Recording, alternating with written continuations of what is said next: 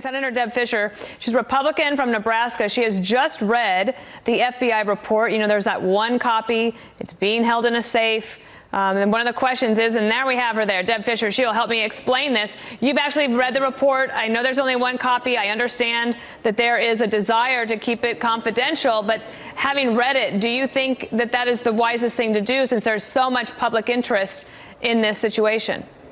Well, first of all, one copy is the agreement that was made years ago by the President Obama and the chairman of the committee at the time, Senator Leahy, and the ranking member at the time, Jeff Sessions. So this is a long-time precedent that has been there for these types of reports. This is a White House that has jurisdiction over the FBI and is in charge of this, and it was an agreement made during the Obama administration.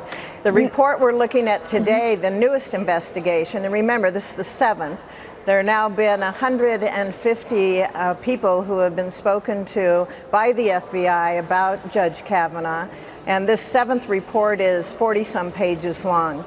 It is fairly easy to get through. It details. Did you see anything in there that would lead you to believe that there was some sort of problem of sexual assault by Brett Kavanaugh?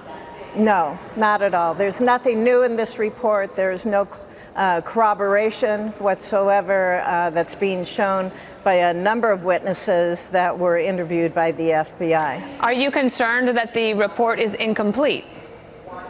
No, I believe it is complete. It is my understanding in conversations with the briefers who were also in the room to answer questions that the FBI followed up. There weren't limits. They interviewed witnesses and then they followed up.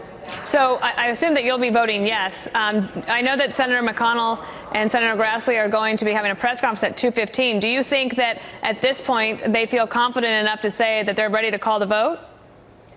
Well, I think we need to vote. You know, I am voting yes. What we're seeing are delay tactics. What we're seeing is, I think the Democrats and some of their folks, like the ACLU, they're spending millions of dollars on a campaign against Judge Kavanaugh in states like Nebraska. You know, they have an ad running focused on me that I am supposedly a swing vote, that I haven't made up my mind.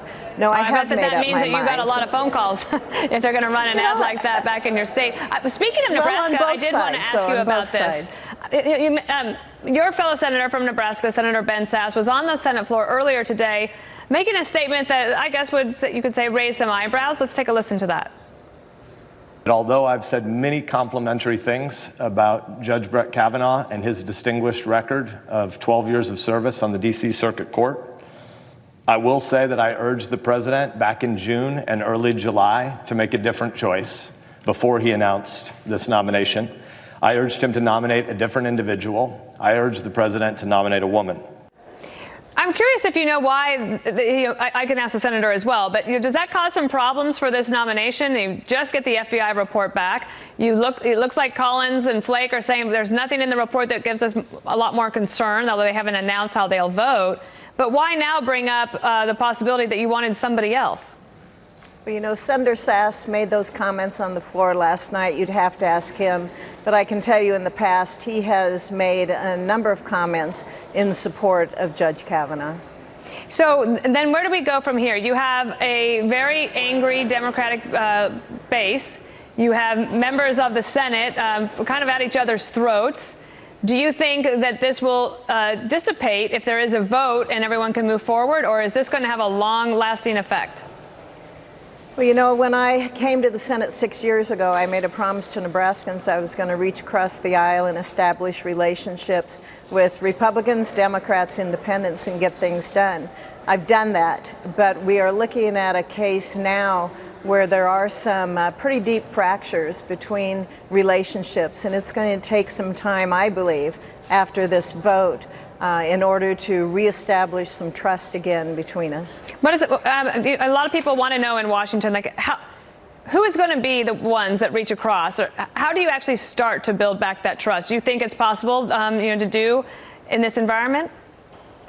Well, you know, I always look at issues. I look at policy, and I try to find individuals, Republicans and Democrats, where we can agree on policy and come together on different bills. That's the way that I have built trust in the past with my colleagues, and I look forward to working on issues that are important to the American people so that we can find solutions that will help families. All right, Senator Deb Fischer, thanks for being with us today. Thank you.